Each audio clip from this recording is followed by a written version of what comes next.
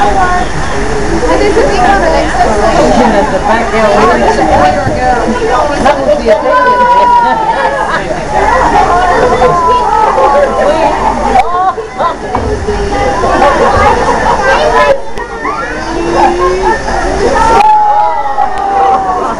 No, the animals are all confused today.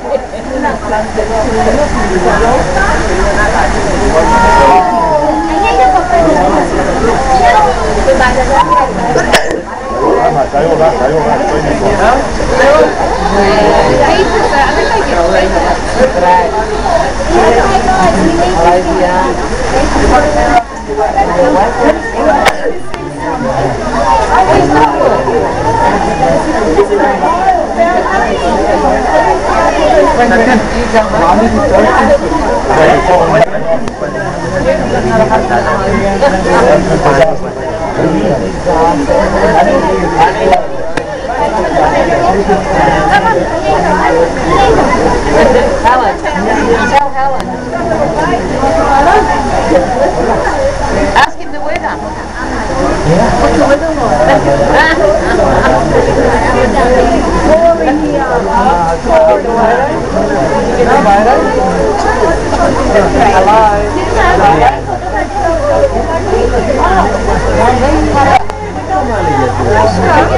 One at the doorway holding a baby in its arms. And now if you can see, through the camera you kind of can.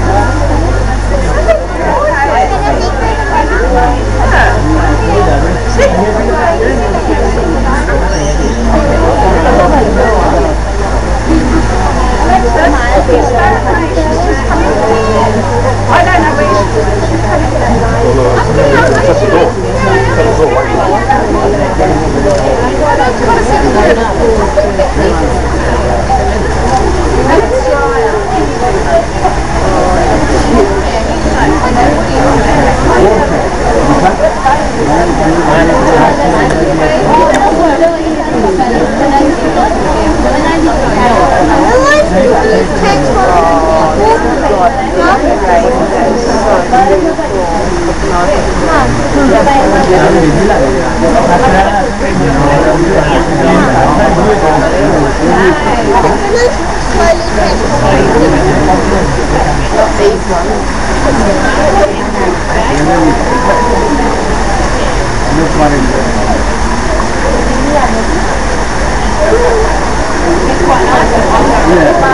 look at the big one coming out.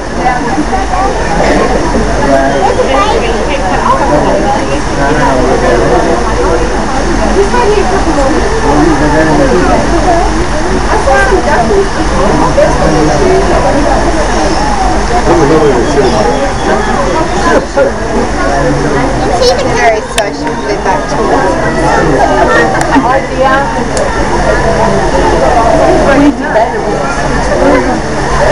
Get the photos from now. I only sent yours. You just sent you one. Just sent you one. Maybe. You just sent your photos. Actually, you sent me something. I didn't do all that. Did you send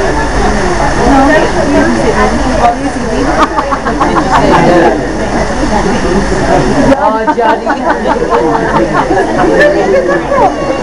Right?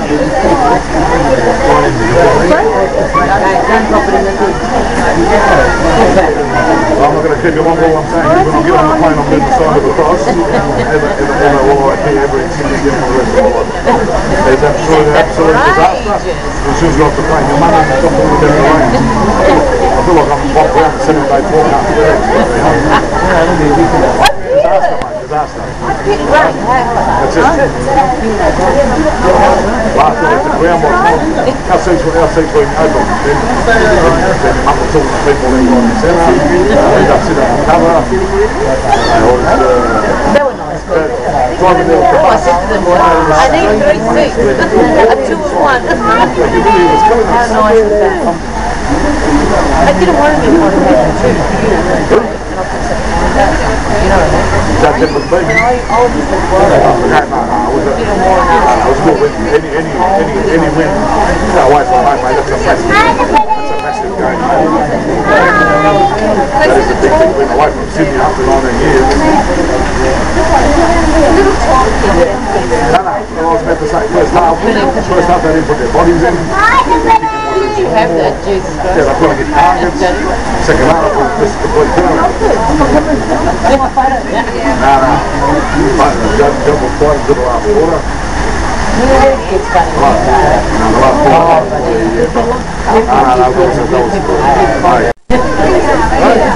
He's bringing himself laughing. Anyway, yeah, then tonight we're going to have for dinner, we're going to the casino, and that's it. And straight on the airplane, mate, back to Melbourne. Wow.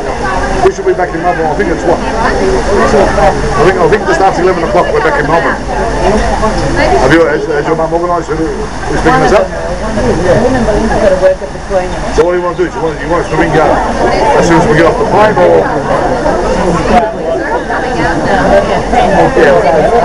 Well, you know where to pick us up from. Well, it's got the 2-minute pickup. Yeah. I'll touch over to your mum. Alright, see you, buddy.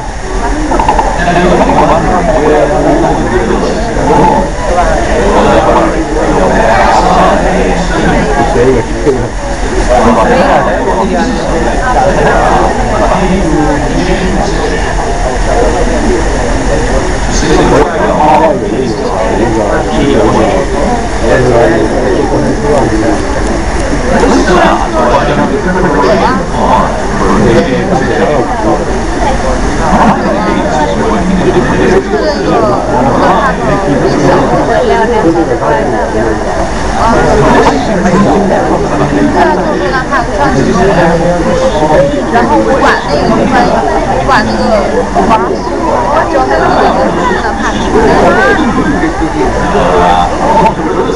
我们月亮门儿还是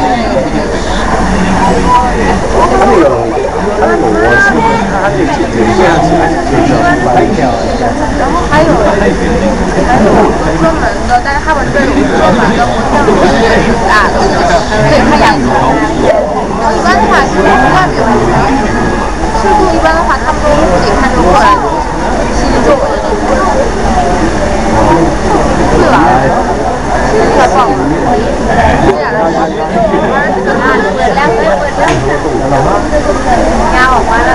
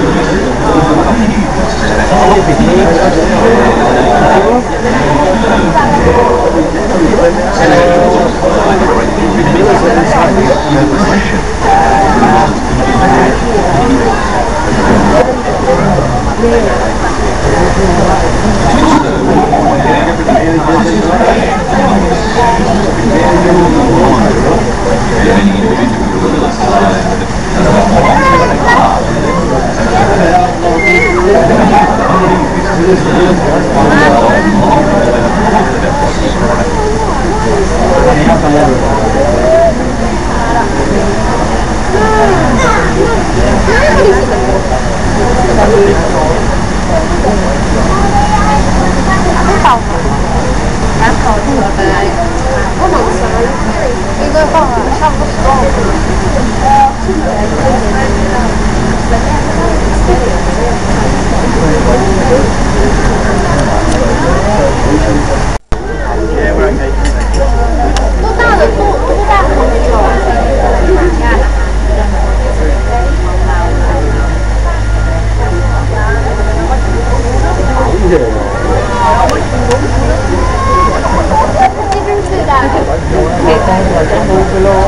多多大的多大的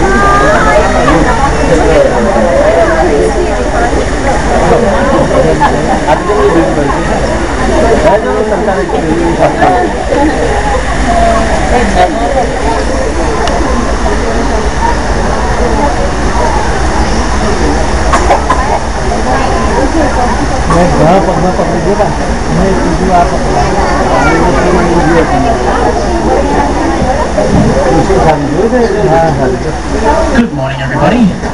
Just in case you're wondering where the voice is coming from, I'm just up behind you guys on the wall here. I'm up here so I can get a really good vantage point of our gorilla group and hopefully describe some of the behaviours they'll be demonstrating for you all this morning. Now, before I do get started, guys, there's one thing I will ask. The quieter that you guys tend to be, the more action you're going to see from our gorillas. You see, gorillas tend to be quite sensitive animals, and if there's too much noise, even helicopters, or they hear one at the head, these guys might gather their food and then head into the front room where you guys can't actually see them. So the quieter you are, definitely the more you're going to see. Well, a second welcome to our gorilla rainforest. My name is Shannon. I'm one of the gorilla keepers here at the zoo.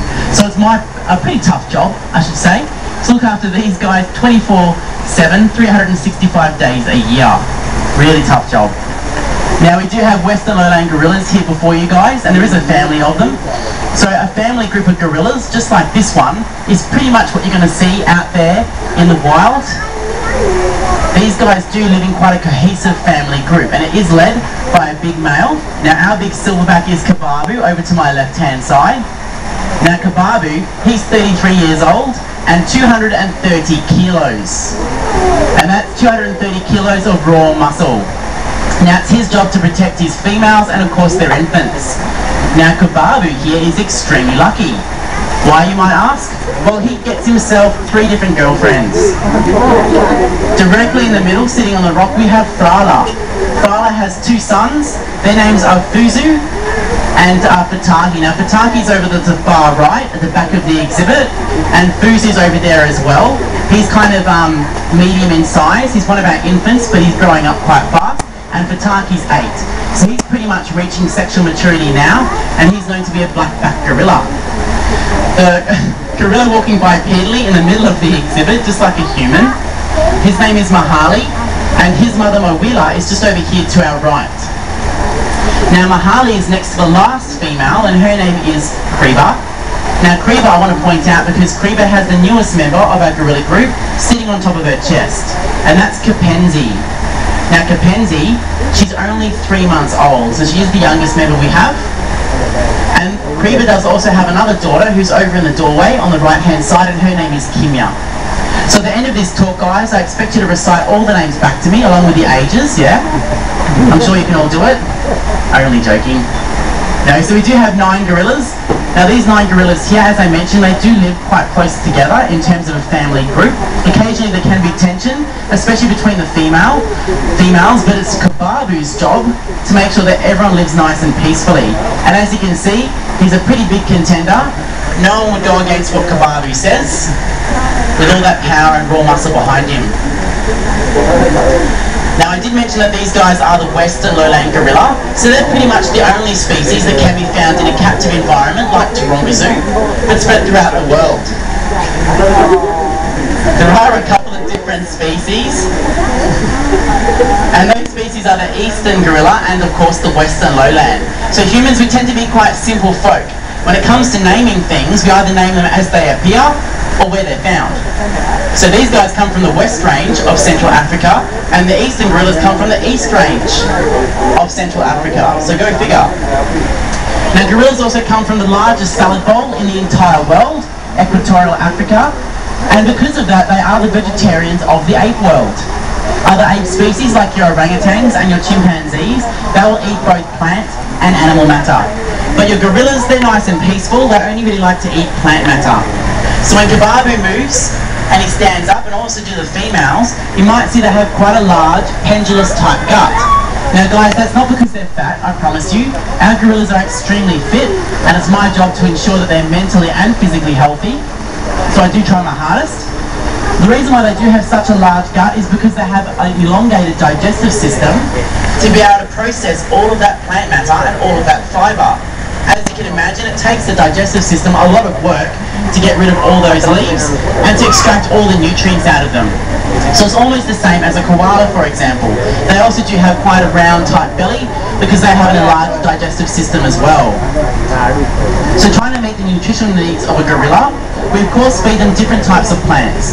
We give them things like fig, celtus, and of course banana leaves, even sugarcane sometimes.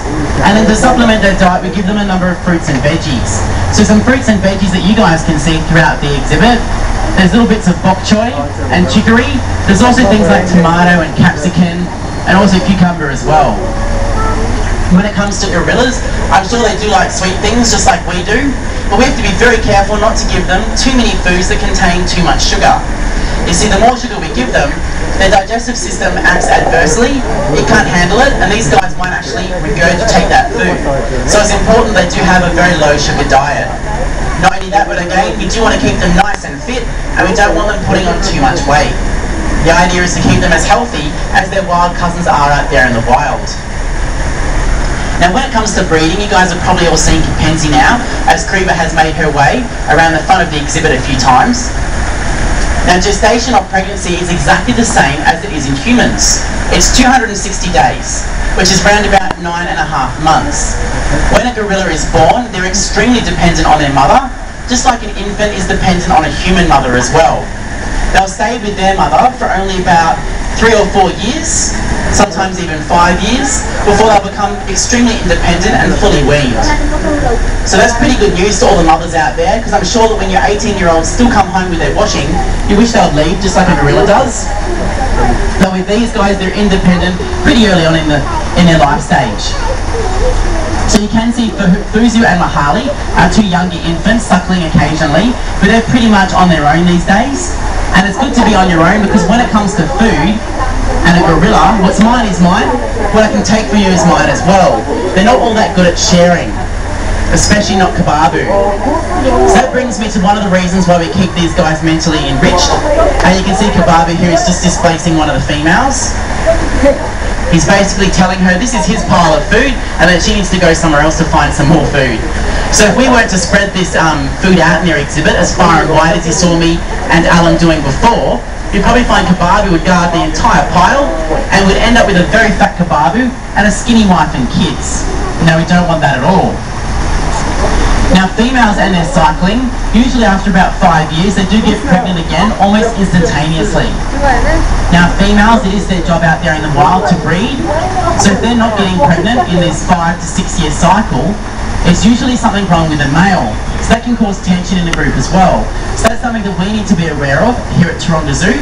Some of our females are in contraception because we don't want them to breed too often, but if we keep them on this contraception, which is the human pill, too long or for too often, these guys can get a little bit, the tension can rise between the females and the male, so we do have to be very careful with that. Kababu, for example, he's extremely good at what he does. He's pretty much the stud gorilla for the Australasian region, and he has over 16 infants, which are, of course, he's young, but pretty much grown up these days. He has 16 of these children or infants out there in different zoos around the world. So he's a very, very good breeder. Now gorillas, they are known to be a critically endangered animal. Now anything that is critically endangered is basically known to be on the verge of extinction. Now extinction is when an animal disappears altogether from our natural environment and pretty much there's none of them left. So we have to be very careful that we don't want gorillas to become extinct.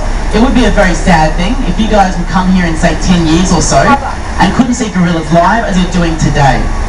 Having to describe what a gorilla used to look like to a few generations time would be a very sad situation. So what we're doing here is we're trying to conserve these animals. Fuzi down the front there is letting everybody know just how big and tough he is, even though he's only 3. So we're trying to conserve our gorilla species out there in the wild. There's a number of different threats which are affecting our gorilla populations. First of all, these guys are actually taken from their natural environment, either for the pet trade or to be eaten. Believe it or not, guys, gorillas still are used as bushmeat, which is a very sad situation. In fact, great ape species like chimpanzees can make up over 3% of all the bushmeat out there. Doesn't sound like a lot, but when it comes down to all the other animals that are used as bushmeat, it's quite a high percentage. Now using them for the pet trade, as you guys can see, Mahali in particular, especially when he stands bipedally and demonstrates just how tall he is, he's extremely cute, as is his brother and sister Kapenzi and Fuzu. So when they do take their mother or their father for bushmeat, sometimes they'll take the young into a human environment, into people's houses and try and raise them along with their family. Now as cute as it would be to have a gorilla inside your house, trust me guys, when they reach Bataki's age, which is only 8 or 9, they start to get sexually mature and they can get a little bit more aggressive and very, very strong. A gorilla like Kababu, he's 9 times stronger than the strongest human male. So having a gorilla like that in your house is like having a bull in a china shop. You pretty much have to do what he says. Now of course most humans wouldn't like that situation, so by the time that they reach the age of say 7 or 8, they're usually again killed for the bushmeat trade. Or they end up in a conservation centre or a zoo because they're no longer fit to be living with humans. And that's if you can even get them to that age. A lot of the time when young gorillas see their family killed for bushmeat, their mothers and their fathers and their brothers and their sisters, they can go into a little bit of a depressive state, I guess you could say. They get very stressed out because they are extremely intelligent. They do have the intelligence of a 2 to 3 year old child, and a lot of the time they may even die in captivity before becoming sexually mature. So it's not really the right environment for them. The only place where these guys are happy is out there in Africa or in zoos like Taronga Zoo, where we can provide them with a pretty natural looking environment or a cohesive family, just like Kababu has. Now you can see the Kimi there in the middle of the exhibit. This is her technique of being able to take food and still have her hands free. She hangs it over her shoulders. Very smart gorilla, demonstrating just how intelligent they really are. Now the second threat that is to gorillas out there in the wild, guys, is the fact that their habitat is disappearing at an extremely fast rate. One, for the timber industry, which we're all pretty aware of, and deforestation, And secondly, we're mining their environment for a mineral called coltan. Now this is something I want to focus on for a few seconds this morning, because I can guarantee you guys that your pocket has coltan in it right now. I know mine does. You see, coltan comes in the form of a mobile phone. It also comes in the form of a digital camera, a DVD player, and even a PlayStation. So guys, what can we do to be sustainable in the use of our coltan and ensure that we're not cutting down any more gorilla habitat to produce this amazing mineral? Well, Taronga Zoo, we started up a campaign about 2 years ago. We call it their Calling on You campaign. So if you guys turn around, you can see that I'm holding up a bag. It has a gorilla on it. Of course, the title, they're Calling on You.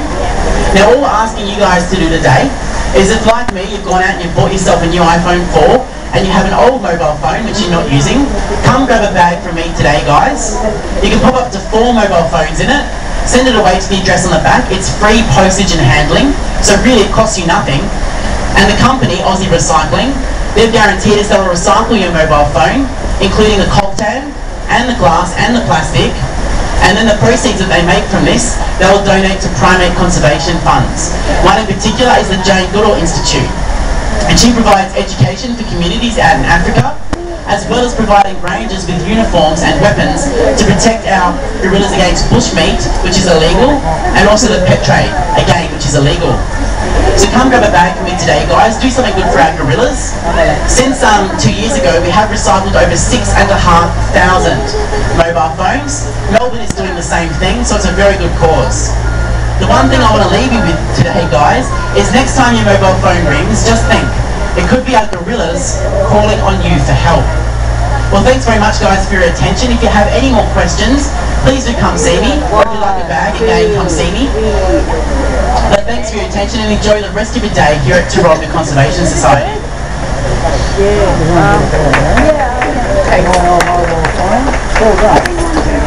Like a bag? Go for it.